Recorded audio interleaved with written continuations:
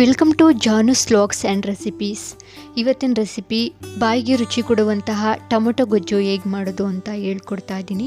ಮೊದಲಿಗೆ ಸ್ಟವ್ ಮೇಲೆ ಬಾಣಲಿ ಇಟ್ಕೋಬೇಕು. ನಂತರ ಒಂದು 3 ಟೀ ಸ್ಪೂನಷ್ಟು ಎಣ್ಣೆ ಹಾಕ್ಕೊಳ್ಳಿ. ಎಣ್ಣೆ ಚೆನ್ನಾಗಿ ಕಾಯಲಿ. ಎಣ್ಣೆ ಕಾದ ನಂತರ 1/4 ಟೀ ಸ್ಪೂನಷ್ಟು ಸಾಸಿವೆ ಹಾಕ್ಕೊಳ್ತಾ ಇದ್ದೀನಿ. ಸಾಸಿವೆ ಚಿಟಪಟ ಅಂತ ಸಿಡಿದ ನಂತರ 1/4 ಟೀ ಸ್ಪೂನಷ್ಟು ಜೀರಿಗೆ ಹಾಕ್ಕೊಳ್ತಾ ಇದ್ದೀನಿ. ಚೆನ್ನಾಗಿ ಫ್ರೈ ಆಗಲಿ. ಅದಾದ ನಂತರ 1 ಗರಿಯಷ್ಟು ಕರಿಬೇವಿನ ಸೊಪ್ಪು ಹಾಕ್ಕೊಳ್ತಾ ಇದ್ದೀನಿ. ಕರಿಬೇವಿನ ಸೊಪ್ಪನ್ನ ಸ್ವಲ್ಪ ಜಾಸ್ತಿ ಹಾಕ್ಕೊಳ್ಳಿ, ತುಂಬಾ ಚೆನ್ನಾಗಿರುತ್ತೆ. ನಂತರ 5 ಹಸಿಮೆಣಸಿನ್ಕಾಯಿನ ಚಿಕ್ಕದಾಗಿ ಕಟ್ ಮಾಡಿ ಹಾಕ್ಕೊಂಡು 5ರಿಂದ 6 ಬೆಳ್ಳುಳ್ಳಿ ಹಾಕ್ಕೊಳ್ಳಿ. ಹಾಗೆ 1 ಈರುಳ್ಳಿನ ಚಿಕ್ಕದಾಗಿ ಕಟ್ ಮಾಡ್ಕೊಳ್ಳಿ. ಈರುಳ್ಳಿ ಹಸಿ ಸ್ಮೆಲ್ ಹೋಗಬೇಕು, ಅಲ್ಲಿವರೆಗೆ ಚೆನ್ನಾಗಿ ಬಾಡಿಸ್ಕೋಬೇಕು. ಸ್ಟವ್ನ ಸಿಮ್ಮಲ್ಲಿ ಇಟ್ಕೊಂಡು ಚೆನ್ನಾಗಿ ಬಾಡಿಸ್ಕೊಳ್ಳಿ. ನಂತರ 4 ಹಣ್ಣಾಗಿರೋ ಟೊಮೊಟೊ ತೊಗೊಂಡಿದ್ದೀನಿ. ಟೊಮೊಟೊನ ಚಿಕ್ಕದಾಗಿ ಕಟ್ ಮಾಡಿ ಹಾಕ್ಕೊಳ್ತಾ ಇದ್ದೀನಿ. ಕಟ್ ಮಾಡಿ ಹಾಕ್ಕೊಂಡು ಚೆನ್ನಾಗಿ ಫ್ರೈ ಮಾಡ್ಕೋಬೇಕು.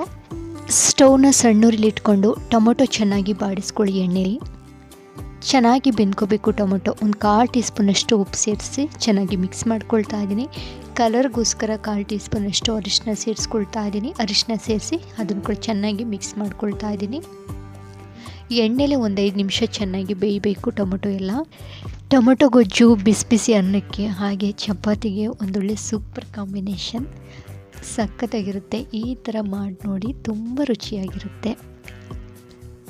ಸ್ವಲ್ಪ ಕೊತ್ತಂಬರಿ ಸೊಪ್ಪು ಸೇರಿಸ್ಕೊಳ್ತಾ ಇದ್ದೀನಿ. ಕೊತ್ತಂಬರಿ ಸೊಪ್ಪು ಸೇರಿಸಿ ಒಂದ್ಸರಿ ಮಿಕ್ಸ್ ಮಾಡಿ ಸ್ಟವ್ ಮೇಲೆ 5 ನಿಮಿಷ ಚೆನ್ನಾಗಿ ಬೇಯೋದಕ್ಕೆ ಬಿಡಿ. ಬೆಂದ ನಂತರ ಸ್ಟವ್ವಿನ ಇಡಿಸ್ಕೊಂಡು ಮಂತಿದೆಯಲ್ಲ, ಬೇಳೆ ಮಸಿಯೋ ಮಂತಿರುತ್ತಲ್ಲ, ಅದರಲ್ಲಿ ಚೆನ್ನಾಗಿ ಮಸ್ತಿ ಎತ್ತಿಟ್ಕೋಬೇಕು. ಟೊಮೊಟೊ ಗೊಜ್ಜು ರೆಡಿಯಾಗಿದೆ. ಖಂಡಿತ ನೀವು ಕೂಡ ನಿಮ್ಮ ಮನೇಲಿ ಟ್ರೈ ಮಾಡಿ ಹೇಗೆ ಬಂತು ಅಂತ ಕಮೆಂಟ್ ಬಾಕ್ಸಲ್ಲಿ ತಿಳಿಸಿ. ಹಾಗೆ ಲೈಕ್ ಕೊಡೋದನ್ನು ಮರಿಬೇಡಿ. Thank you for watching.